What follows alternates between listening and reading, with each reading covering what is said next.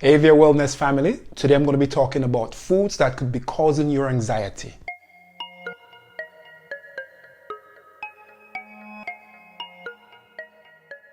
So if you're new to my channel, my name is Peter Gordon and I'm a graduate student working towards what will be an eventual doctorate in clinical psychology. I also happen to be a life and a health and wellness coach, and I make videos on mental health, fitness, wellness, and everything I hope can help you to lead your most profound life. And while you're here, don't forget to hit that subscribe button as well as the notification bell so that you're notified each week when I post a brand new video. Also feel free to like this video, share it, comment on it, and all that good stuff. So before I get into the heart of today's topic, let me take a few seconds here to talk about some upcoming videos. I had a few subscribers reached out to me and asked if I could shoot some more workout videos. Well, I have, and so look out for those videos coming over the next couple weeks here. I've also been shooting a couple episodes, new episodes rather, of my video podcast series, When the Universe Has Other Plans for You.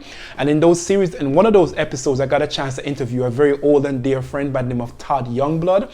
Todd is an amazing guy, and he and his lovely wife Tara are the co-founders of the Chili Sleep System. It's an amazing company that puts out really amazing products that deals with sleep. One product in particular helps to keep your body at a cool temperature throughout the night so that you have deeper, more meaningful sleep that's good for your health, not just your physical health, but your mental health as well.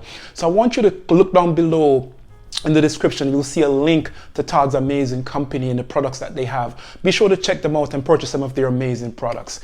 Anyways, family, let's get into the heart of today's topic. So in today's video, I'm going to be talking about how foods can be causing your anxiety. When I say foods, I'm referring to 5 particular ones, and I chose these based on the research that's out there. So let's get into it.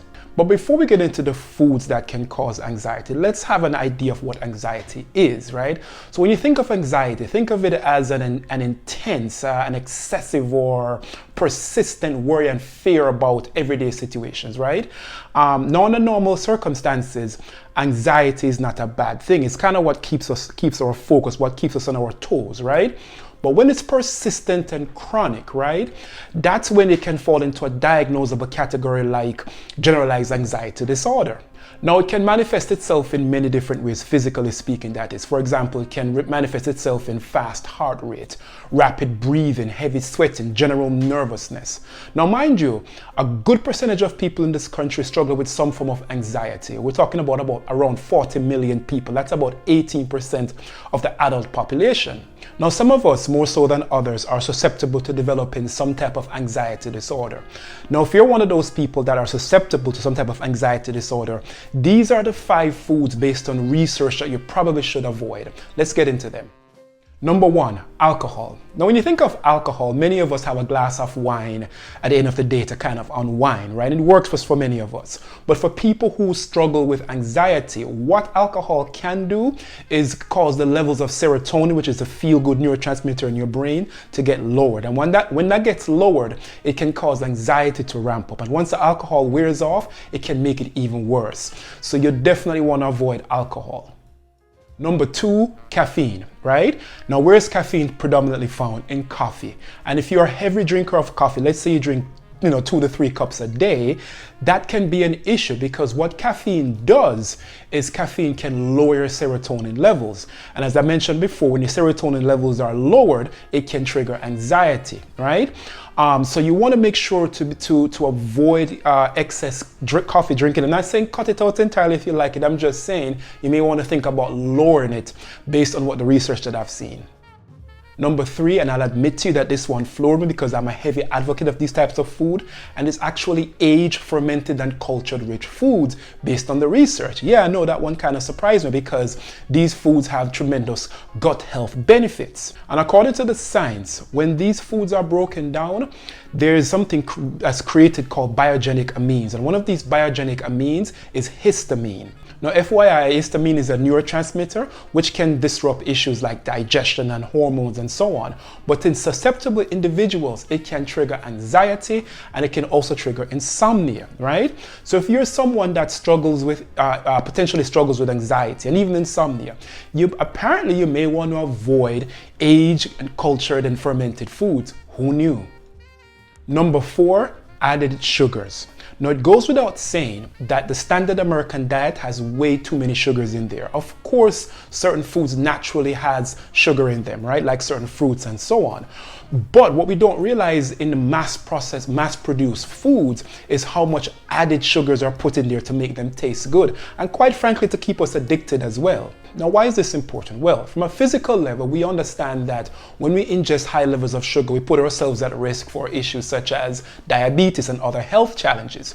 But what I want to focus on is the roller coaster that your body goes through when you ingest high levels of sugars constantly. You see, your sugar goes up and down, and when it comes down, that's when you have the sugar crash. And when you have that sugar crash, right, that is when your mood can go sour, right? That's when you can develop things like anxiety. So if you're someone that struggles with anxiety, you want to avoid sugars, added sugars at all costs. In my opinion, I would say try to avoid sugars in general. In fact, I think most of us should avoid sugars because really, sugar is the devil. It tastes good, but it's really the devil. Let's get to number 5. Number 5, conventional non-dairy creamer. Now, many of us, including myself, are trying to avoid dairy because for many of us, including yours truly, dairy has dire effects, so we try to avoid it as much as possible. But if you're like a coffee drinker, then you try to substitute like your milk with non-dairy creamers. The problem with these non-dairy creamers is that they often have hydrogenated oils or trans fats. Now, one study in particular found that prolonged consumption by lab rats of hydrogenated oils or trans fat triggered anxiety. So if you are someone that is susceptible to issues with anxiety, you may want to avoid things like trans fat. And quite frankly, I think we should just avoid trans fat, period. They're really not healthy for you. But again, if you're someone that's susceptible to anxiety disorders, you definitely want to avoid trans fat. And especially a good place to find trans fat is in non-dairy creamer. So I hope you found this video useful, and be sure to look out for my next video, which will talk about foods that can help to reduce anxiety. In the meantime, family, stay well. But hey, before you go, don't forget to hit that subscribe button, my face right there. And also, if you want to check out some of my other videos, be sure to click any of these buttons right here. Stay well, family.